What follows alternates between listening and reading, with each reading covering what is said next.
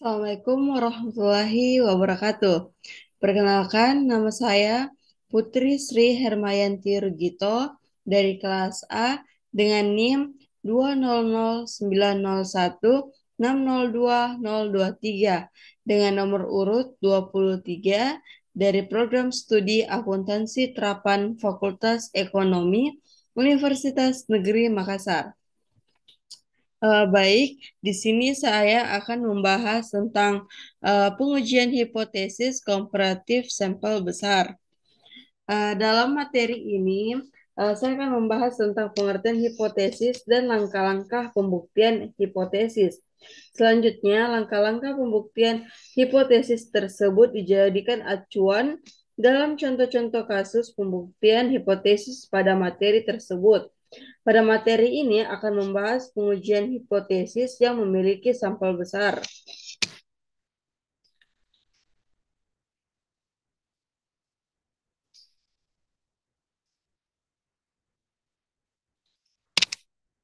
Pada pembahasan ini akan dibagi menjadi dua kategori, yaitu pengujian hipotesis tentang mean populasi atau sampel besar dan pengujian rata-rata dua populasi sampel besar.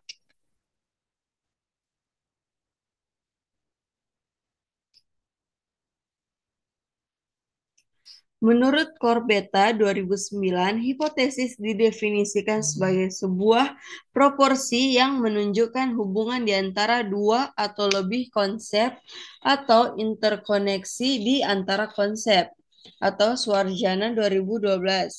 Salah satu jenis pengujian sampel adalah ingin mengetahui apakah nilai rata-rata yang dilaporkan oleh suatu lembaga cukup masuk akal. Untuk melakukan pengujian demikian, suatu sampel acak diambil dari populasi. Disyaratkan bahwa sampelnya cukup besar.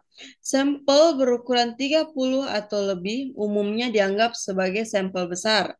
Namun perlu dicatat bahwa apabila peneliti mengetahui populasi berdistribusi normal, berapapun ukuran sampel dapat digunakan.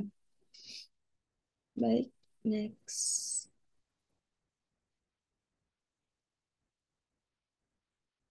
Langkah-langkah pengujian hipotesis yang pertama, menentukan H0, dan yang kedua, menentukan taraf signifikansinya, yaitu peneliti memilih 0,05. Dan yang ketiga, menentukan statistik uji, dan yang keempat, menentukan ukuran pengambilan sampel.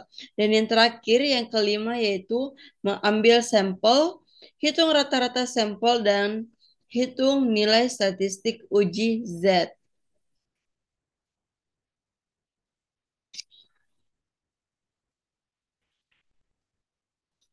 Baik, di sini ada keterangan rumus yang akan digunakan pada contoh soal, yaitu X merupakan rata-rata sampel dan min rata-rata populasi. Standar error dari rata-rata dan N adalah jumlah ukuran sampel. Next. Baik, ini adalah merupakan contoh soal untuk pengujian hipotesis tentang min populasi pada sampel besar. Yaitu, menurut laporan yang dikeluarkan oleh Dinas Pendidikan dan Kebudayaan Provinsi Sulawesi Tenggara, rata-rata beban mengajar guru matematika di SMA adalah 18 jam per minggu. Ada yang meragukan laporan tersebut bahwa itu tidak benar untuk guru matematika yang mengajar di Kota Kendari. Pertanyaan yang ingin dijawab adalah apakah terdapat cukup bukti untuk menyimpulkan bahwa rata-rata beban mengajar guru matematika di Kota Kendari tersebut berbeda dengan rata-rata seluruh di Provinsi Sulawesi Tenggara.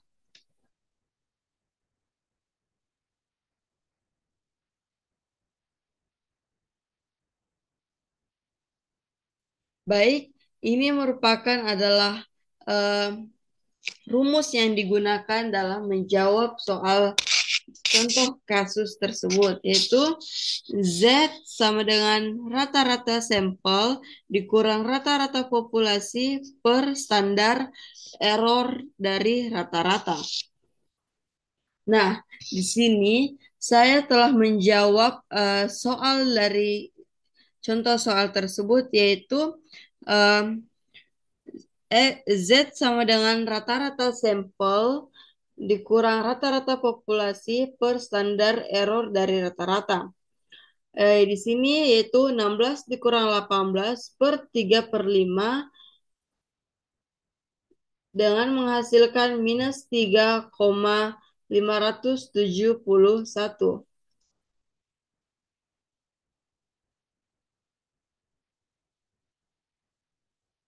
Baik, kita masuk di pengujian rata-rata dua posisi sampel besar. Bagian ini akan membahas tentang rata-rata dua populasi. Prosedur 5 langkah untuk pengujian hipotesis juga digunakan untuk kasus ini. Namun, rumus statistik uji Z sangat berbeda. Next.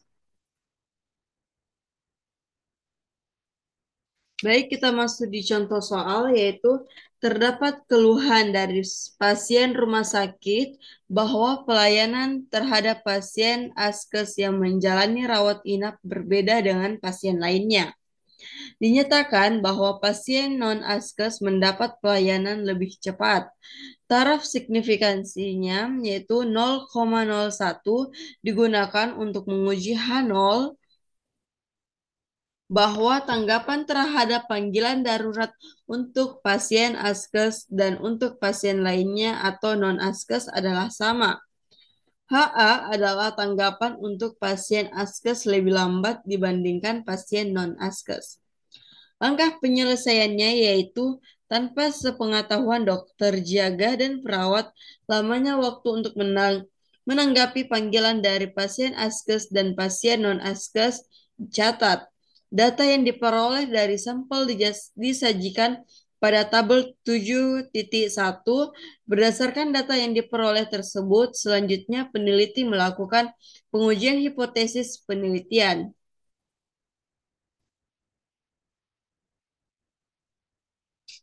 Baik, ini merupakan tabel 7,1, yaitu pasien askes dan non-askes. Rata-rata sampel pada askes yaitu 0,5 menit dan non-askes yaitu 5,3 menit. Definisi standar sampel pada askes yaitu 0,4 menit dan non-askes 0,3 menit. Jumlah sampel yang digunakan pada askes yaitu 50 dan non-askes adalah 100. Pertanyaan penting yang ingin dijawab adalah, apakah waktu untuk menanggapi panggilan darurat untuk pasien askes 5,5 menit benar-benar berbeda dari pasien non-askes 5,3 menit. Sebagaimana persoalan yang melibatkan pengambilan sampel terdapat kemungkinan yang jelas bahwa perbedaan antara 5,5 menit dan 5,3 menit hanya kebetulan. H0 dan H dinyatakan sebagai berikut, ya, ini bisa dilihat dari PowerPoint berikut tertulis H0 dan H.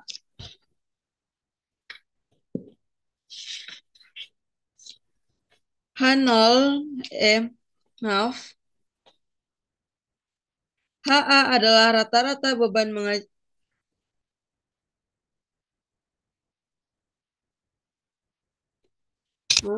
Ada kesalahan.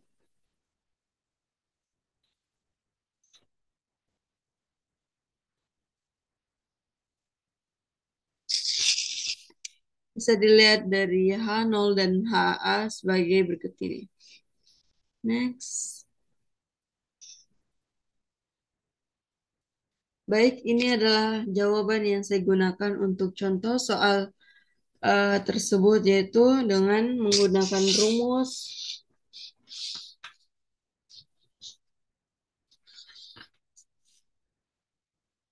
Z sama dengan X1, yaitu waktu rata-rata untuk pasien askes dikurang waktu rata-rata pasien non-askes per Variansi untuk pasien askes, variansi untuk pasien non-askes, dan N1 dan N2 merupakan ukuran sampel pasien askes dan ukuran sampel pasien non-askes. Berikut jawaban yang saya telah perkirakan, yaitu 5,5 dikurang 5,3 per 0,4 pangkat 2 per 50 ditambah 0,3 pangkat 2 per 100. Dan saya mendapatkan jawabannya yaitu 3,13. Nilai Z hitung 3,13 jatuh pada sebelah kanan 2,33. Jadi H0 ditolak pada taraf signifikansi 0,01. Dengan demikian terdapat perbedaan perlakuan antara pasien askes dan pasien non-askes. Artinya, pasien askes dilayani lebih lambat dibandingkan pasien lainnya, dan bahwa perbedaan sebesar 0,2 menit dari 5,5 kurang 5,3 disebabkan oleh pengambilan sampel dapat diabaikan. Next. Dalam menggunakan uji statistik untuk dua sampel harus memenuhi dua syarat, yaitu pertama, N1 dan N2 harus sama atau lebih besar dari 30. Namun syarat ini dapat diabaikan jika kedua populasi berdistribusi normal.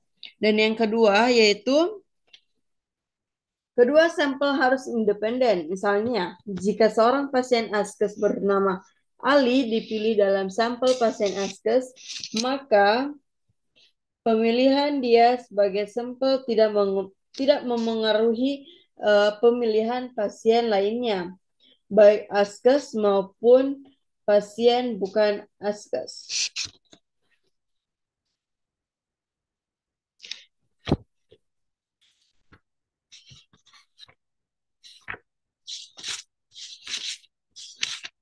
Baik, itu saja penjelasan dari saya untuk materi pengujian hipotesis komparatif sampel besar. Kurang dan salahnya mohon dimaafkan. Sekian, terima kasih. Wassalamualaikum warahmatullahi wabarakatuh.